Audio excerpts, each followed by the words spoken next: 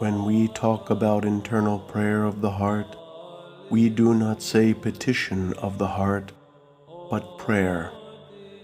When we speak of petition, however, we mean that our prayer is directed towards a particular person, its aim being union with that person, while prayer is static, an enjoyment of a place where God also is. There is a distinction, you see. Petition is turning to a person. It follows that the active presence of this person must exist for me. I have to be able to become familiar with his presence and his existence. Christ, the indwelling one, who is everywhere present, becomes present for me in my life through my participation in worship, and more particularly, through my participation in Holy Communion. It follows that worship and Holy Communion are indissolubly united. And what do? They make God present and alive for me. And what then remains? For me to speak to him, to address him who comes to me. And so he, through worship, tends towards me, and I tend towards him, until our total union occurs.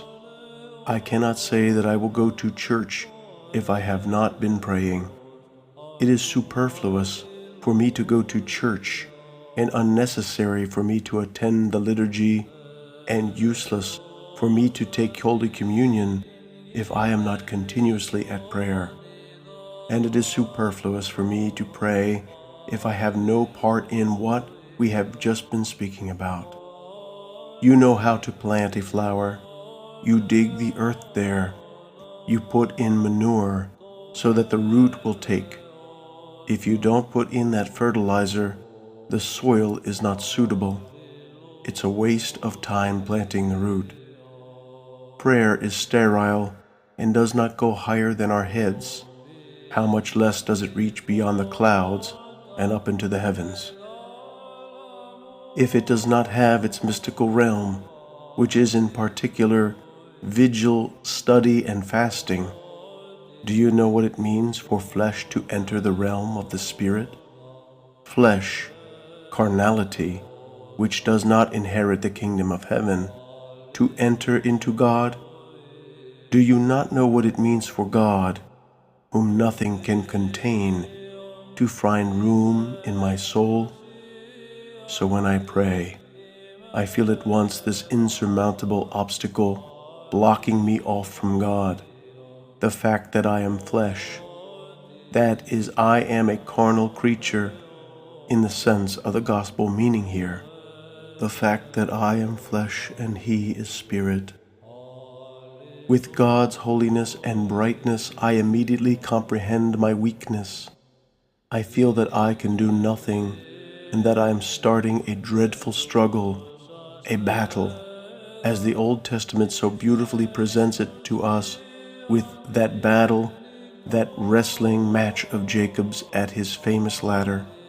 Here must I, a puny human being, break through into heaven and besiege God, and it follows that we experience prayer when we start as a struggle.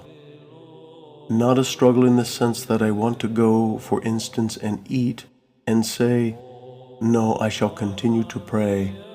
I do not mean that struggle. That is the ascetic struggle and different altogether. I am speaking of the struggle we have, not with ourselves, but the struggle we have with God. I wrestle with God.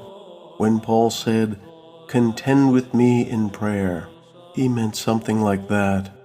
He was saying, you struggle with God too with your prayers, so that our struggles may be united, and in this way we can wrestle with him, just as Jacob did, and defeat him. When you have an opponent, you tense up immediately. Your punch gets stronger at once. You see your muscles and realize you're hitting and being hit. when I do not have the sense of this struggle with God, as you will realize, I have not even begun to pray. What matters is that there should be issue forth from the heart a cry from the depths, which is like a powerful bomb, like an earthquake, should shake the heavens and make God answer in the end and respond to us.